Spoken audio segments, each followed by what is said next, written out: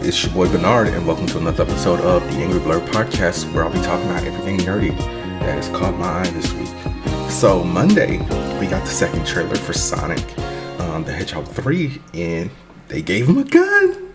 They gave him the gun, and we already know about the motorcycle, but he's got the gun. Shadow's got a gun. But yeah, so I'm very excited for that, and I love the fan theory of who's going to be in the next movie. And they somehow made it revolve around Tika Sumpter. So there was a post on Twitter where somebody threw out the theory of every color that Tika Sumpter wears in a Sonic movie or poster is what they're going to be showing. Is the colorway of whatever character they're going to be showing. So like in Sonic 1, she wore a lot of yellow. So that was the introduction to Tails. And since we already knew that Knuckles was going to be the main protagonist in Sonic 3, in Sonic 2, she wore a lot of red and black. So the red could also be a correlation to Knuckles. But also, obviously, Shadow was at the end of that movie. But in the promo posters for Sonic 3, she is wearing, I guess you can call that like a high purple. So everyone thinks Rouge the Bat is going to be coming in. And I really thought this was an interesting theory, so I did bookmark it for when the movie comes out, so I can either give this person a congratulations or roast them for being so wrong. But I was very excited for the trailer. I geeked out, like I said, about the gun and the motorcycle because I called it months ago from the clip that I will be posting right here. So we don't necessarily know what the plot is going to be just yet. Hopefully we'll get a teaser trailer soon. It's April. Movie comes out in December. We're not even halfway done through the year. I predict maybe we'll get it at the end of summer. So hopefully we get that soon because Shadow is here. Maybe they'll give him a gun. Maybe not. That's a deep cut if you played Shadow the Hedgehog. He had a gun or a motorcycle. That might be the name of the episode. He had a gun and a motorcycle. All right, so yeah, we got also a featurette that's about a minute and a half long that I'm going to put right here so you guys can hear, the crew discussing Keanu Reeves as Shadow in this featurette. And he threw a little bit of shade at Sonic. He said, here, just listen to him. Finally, I will have my revenge. Well, when I heard that Keanu Reeves wanted to play Shadow, I said, oh, all right. And then I went. For 50 years, Shadow's been in a state of suspended animation. He's coming out of it seeking revenge. Shadow has that sympathetic, brooding kind of darkness that Keanu has mastered so brilliantly. There was really the internal journey to get to the anger and the emotion. It was intense. You took everything from me.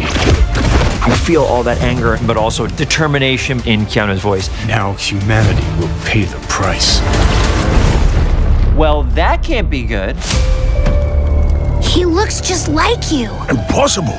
You're a colorful bunch. Shadow's a bit like Sonic. Knuckles, no! Just meaner, faster. Another thinking hedgehog. What? With his powers of teleportation, he seems to be invincible. Keanu, whatever he does, he kind of brings icon status to it. Sonic 3 and playing Shadow is really on another level. This ends now! Sonic's no match for me.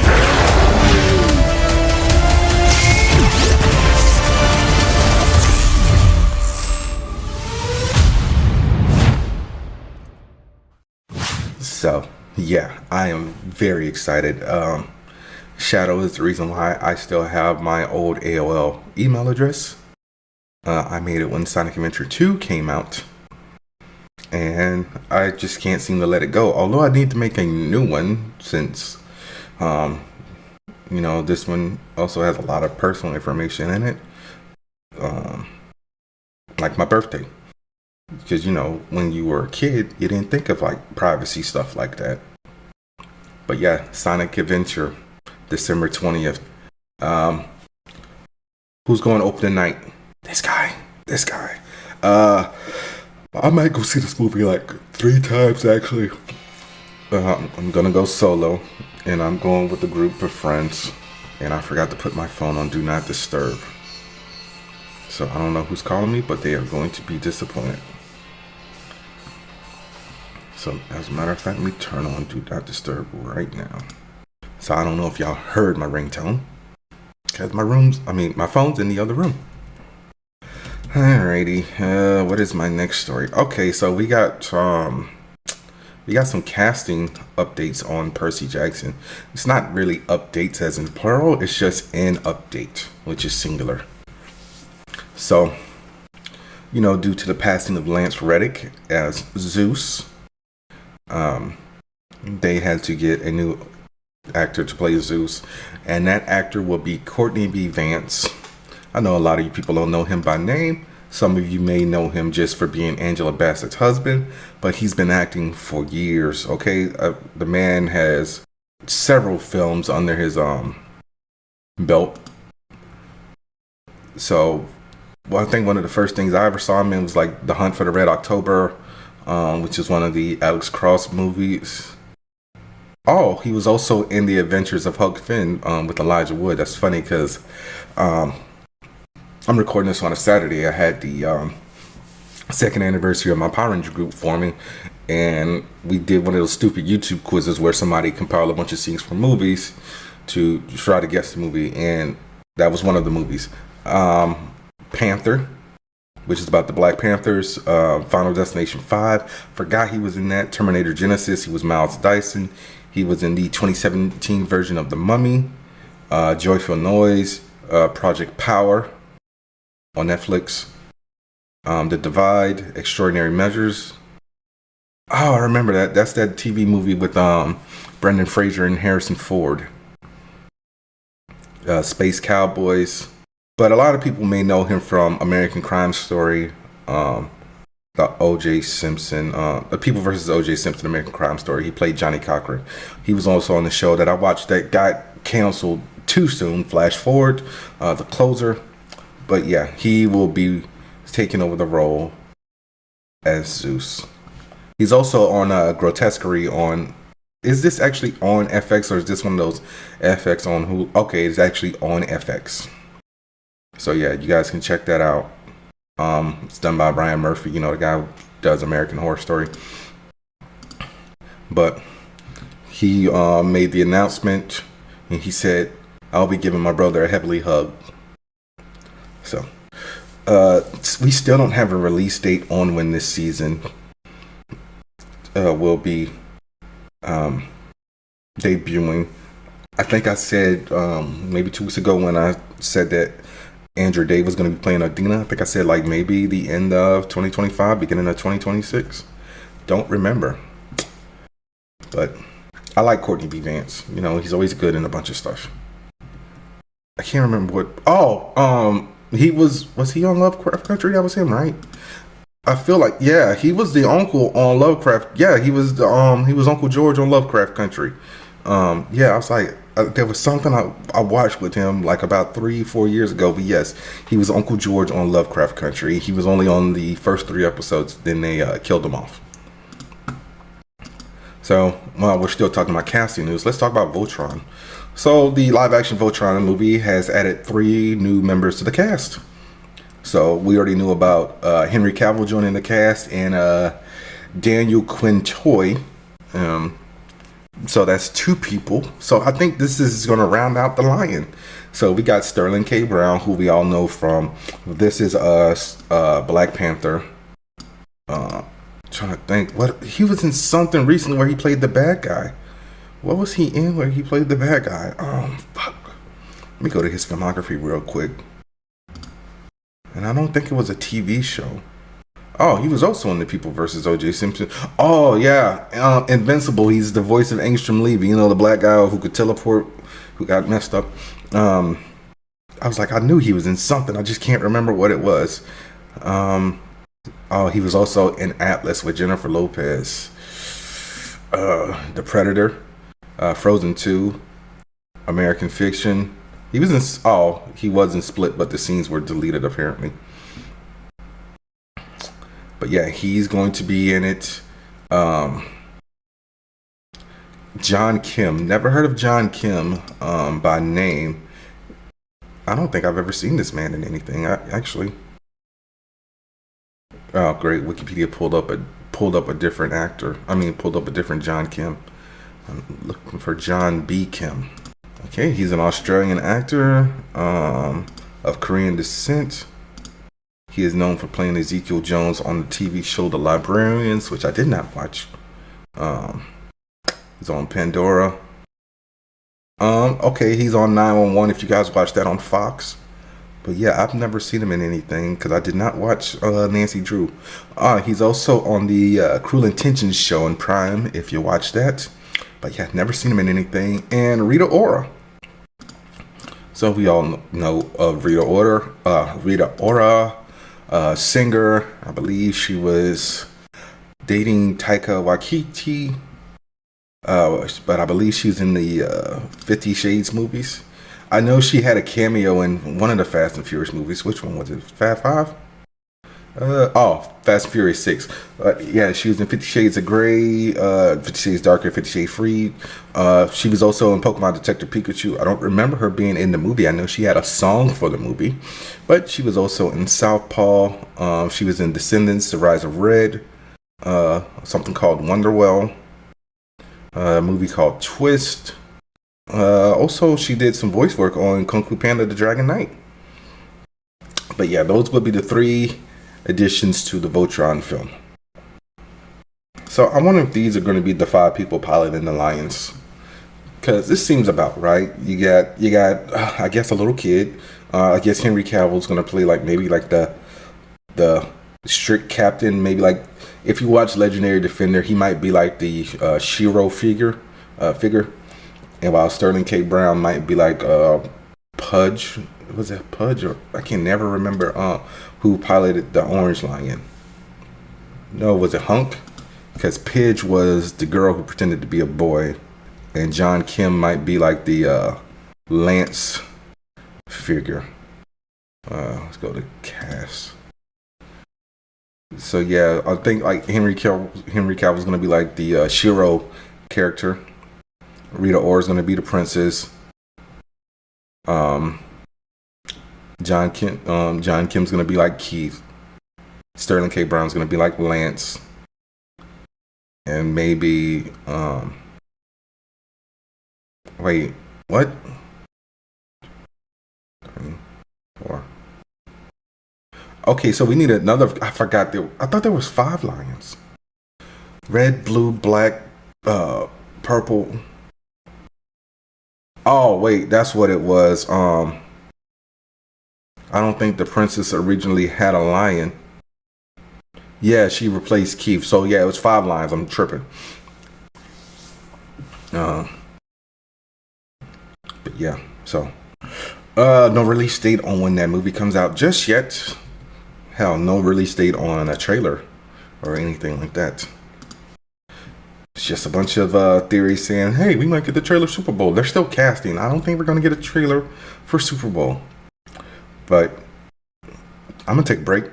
Listen to the Dubby ad. Be right back. This episode is brought to you by Dubby. Dubby gives you focus and energy without the crash and jitters. It has no sugar, fillers, or artificial dyes. Mix 1 packet or scoop into 8 or 12 ounces of water. Stir or shake well. Some powderiness is normal, and it has all the important vitamins. So this has vitamin C, B3, B6, and B12. And it's made from coffee fruit extract. So drink it and go conquer a task. And go to Dubby.gg and use my promo code AngryBlerd10 at checkout to save 10% on your order. That's Dubby.gg with promo code AngryBlerd10. All right, so something I did not have on my bingo card was Ryan Reynolds and Maximum Effort Productions working on a long dead character from comic book lore from maybe like the 40s or 50s. So Ryan Reynolds is working on a Mighty Mouse movie.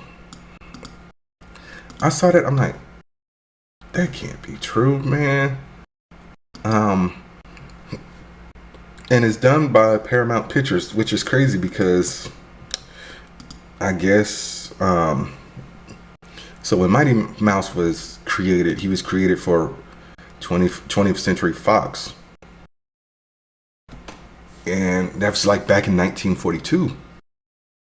So I guess they don't have the rights to Mighty Mouse anymore. So otherwise, Mighty Mouse would be a Disney movie. Yeah, I'm looking at his. Well, he was originally named Super Mouse, and then I guess there was a dispute on the character and the ownership. But I don't know. But yeah, so Mighty Mouse has been around since 1942 with the making his debut in a short film entitled The Mouse of Tomorrow. But yeah, he's going on to have multiple shorts over the decades. I feel like there was a Mighty Mouse cartoon in the 90s that I watched. Because I can't be tripping. Like I'm pretty sure. When did this come out? Nope, that's definitely not that one. Maybe I watched the old stuff because there was one in the 80s called Mighty Mouse: The New Adventures. But I felt like, okay, so that's why it's over at Paramount. So basically, Fox did have the rights up until about 2019 when Viacom split, who was the former owner of the Terry Toons franchise, into CBS/Paramount. So here we go. But yeah, so apparently Ryan Reynolds will be providing the voice of Mighty Mouse, and Matt Lieberman will be writing the script. So Matt Lieberman actually wrote the script for Free Guy, which we all saw. It was a very good movie, and I'm down to see this film. I need to see what else he wrote. So he wrote Dr. Dolittle, Tale to the Chief. Johnny, if you're listening to this podcast, that's the Dr. Dolittle movie with just Kyla Pratt. Okay, Kyla Pratt. The Christmas Chronicles, which I believe is the Kurt Russell Netflix holiday movie. 2019's Addams Family. Playing with Fire, which was a movie with John Cena, where he played a fire captain. Okay, this movie almost didn't make a profit because I remember this movie coming out and I'm like, who is going to see this? But yeah, so he wrote that. He wrote Scoob, which I don't think anyone saw because that came out during the pandemic. Christmas Chronicles 2, Free Guy, and he also wrote Rumble. Yeah, Scoob didn't make no money. So yeah, no release date on Mighty Mouse just yet, but I'll be checking it out because, like I said, Matt Lieberman's writing it. I like Ryan Reynolds. I mean, who doesn't like Ryan Reynolds? So yeah, there's that. All right, guys, I'm letting you know right now. It's been a slow week. I have like maybe 3-4 stories left. It's not my fault. It's Thanksgiving's fault. Okay, no one wanted to write articles for Thanksgiving. And I get all my articles from various news sources. And trust me, I was looking for news and barely found any. So, Fast and the Furious franchise, as we know, Fast X came out, was it last year? When did Fast X come out? Or was that 2022? I know Samir, it was last year. Yeah, Samir was still doing the podcast and we didn't review it because he didn't see it. But yeah, so as we know, the Fast and the Furious franchise is supposed to be ending with 2 more movies. So I don't know if that means like if we're getting Fast X2 and Fast 11, which is technically 12 movies, or if that means we're getting the Hulk movie and Fast X2. So we'll still have, I'm sorry if we get Fast X2 and Fast 11, which would be, 12 movies still. Or if we're getting the Hobbs movie and Fast X2. which will be 12 movies. But I feel like we're going to get two more movies with the family and a Hobbs movie. So Vin Diesel took to Instagram and he made a post, as you do on Instagram. So we haven't been getting any updates on the film, so he made this post saying this: I got Universal in one ear saying we need Fast 2 by March 2026. I have Comcast in the other ear saying we need 2 movies to be the finale. And then the writer on Fast 5 sent an image of him and The Rock sitting side by side and said we need to see Dom and Hobbs resolve their differences. I just want to get back to real street racing, practical stunts, and a reunion of that beautiful brotherhood. Happy Thanksgiving. So Vin has been a executive producer on pretty much every movie, I think, except Tokyo Drift in the first one. So I'm just like, you could have had the real street racing and the practical stunts all this time, but you decided to do the fantastical and send Tej and what the fuck is Tyrese's character? Rome and Tej into space. So can we just hurry up and get to the finale of these movies? Because the first Fast and Furious came out when I was what, 19? I don't even think it was 19, honestly. It might have been first movie came out 98, so I was 12. Oh no, it was pitched in 98, 2001, so I was 15. Yeah, 96. Yeah, I was 15, June 22nd. So can we just get it done with? That's all I want. Because we don't have a release date. I don't even know if we have any scripts or what. But yeah, let's just get back to the basics. Call it a day. So, Star Wars Skeleton Crew, TV show I will be reviewing, has bumped up their premiere date. So, if you guys are listening to this on Sunday, you are in for a treat because they announced that Star Wars Skeleton Crew, the first 2 episodes will be dropping on December 2nd, which is what? When is December 2nd? Is that Monday? Oh, no, that's actually the day this drops. So, yeah, there's that. And then, after that, we'll go to our regular days of dropping on Tuesdays. So episodes 1 and 2, December 2nd, episode 1 is directed by John Watts. Episode 2 is directed by David Lowery. Episode 3 will be airing December 10th, directed by David Lowery. Episode 4, December 17th, directed by the Daniels. And that's amazing that they got the Daniels to direct an episode of a Star Wars Stranger Things ripoff. So I wonder, because I've been kind of being blind to this show because I want to go in with no bias or prejudices. So I just wonder, like, how is this? What is the whole outline of this show? I think it's like Space Pirates and like meets Goonies or something like that. And I'm sorry, I went off on a tangent. Daniels directed Everything Everywhere All at Once, so that's why I said I was surprised about that.